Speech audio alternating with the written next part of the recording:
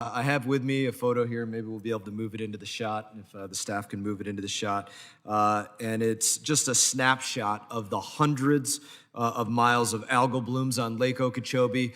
General Spellmon, Mr. Pinkman, I know that you're well aware of what's going on out there. We've spoke about it numerous times before. Mr. Pinkham, we spoke about this in private. I visited Port Mayaca with General Graham during a visit where it was absolutely disgusting, look exactly like what you see here behind me.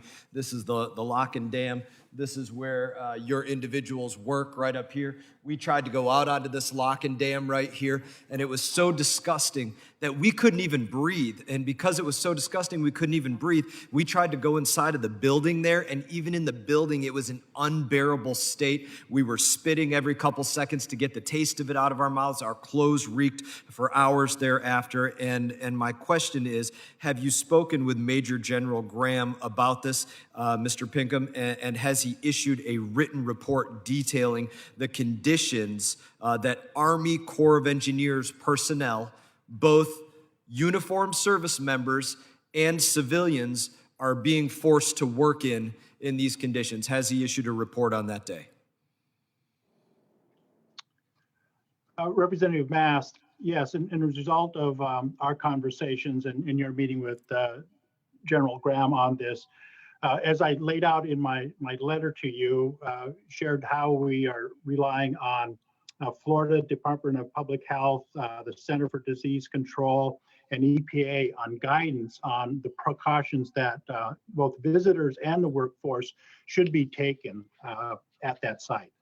So we have provided written guidance to all personnel about both the health risks and the precautions they should be taking. Thank you, Mr. Pinkman. I'm concerned about the letter that you sent me. It states specifically in the letter that the EPA, who I know I got to write a standard on these algal blooms and this toxic water. It says the EPA indicates health risks associated with inhalation are very low. I want to submit for the record a study by the University of Florida, Madam Chairwoman, if there's no objection to that, that indicates that the inhalation hazard from harmful algal blooms, these toxic algal blooms, can actually travel for up to 10 miles and is persistent for hours on end. Mr. Pinkman and General Spellman, thank you, Madam. Would you say that the people working in this region fall within that 10-mile parameter that this University of Florida study points to? Do your workers fall within that 10-mile parameter and that persistent area that this University of Florida study points to? Representative Mast, yes, the site would be within the 10 miles. I need to pause you there. I just need to pause you there, sir. I appreciate that. I'll give you more time. That being said, the letter that you wrote me, it said the EPA indicates the health risks are very low. Do you have any source material that says where the EPA got that? Because I've done extensive research on this, and I can't find one EPA study on inhalation hazards as it relates to these algal blooms that have measured in some cases over 100 times too toxic, according to the ingestion standard that the EPA put forward. So do you know, is there source material for what the EPA stated?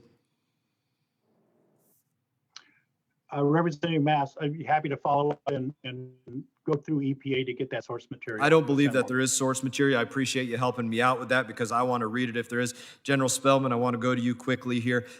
Given the information that I just put out there, this is a picture of this Sunday. These toxic algal blooms, are you aware at what level they measured?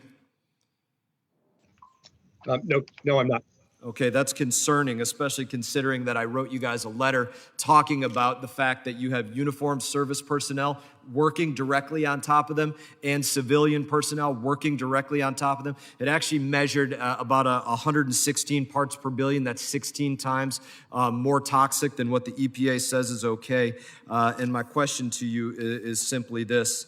Given that information and that you acknowledged about a year and a half ago that it is toxic water, would you say that your soldiers and personnel at Port Mayaca are being poisoned?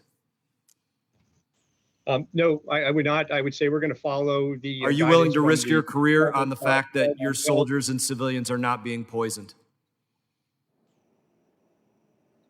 So we're going to follow the best guidance from the Florida Department of Health and the EPA.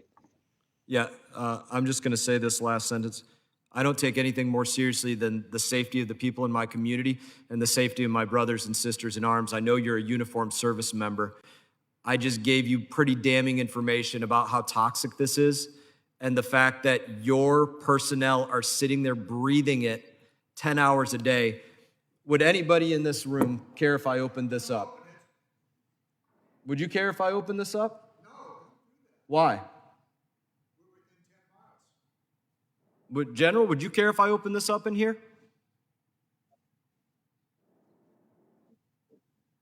Mr. Mast, your time is up, sir. I'll open it up then. Thanks. Okay. You make a valid point. That is unconscionable to have that happen. When was that picture taken, Mr. Mast? No, I'll get it Mr. open Mast? eventually. Yes, ma'am. When was that picture taken? Sunday.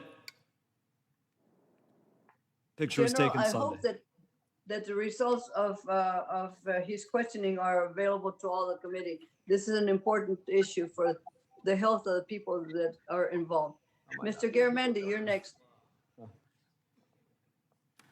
Madam Chair, you're really, really fortunate that you're not here in the hearing room. That man's about to open that toxic algae, and we're within 10 feet here. Stop it, Mr. Mast. My people have to breathe this every day. Uh, I can't even get this thing open, thank God. Somebody in my staff's got a strong grip. Well, we appreciate whoever closed that and sealed it.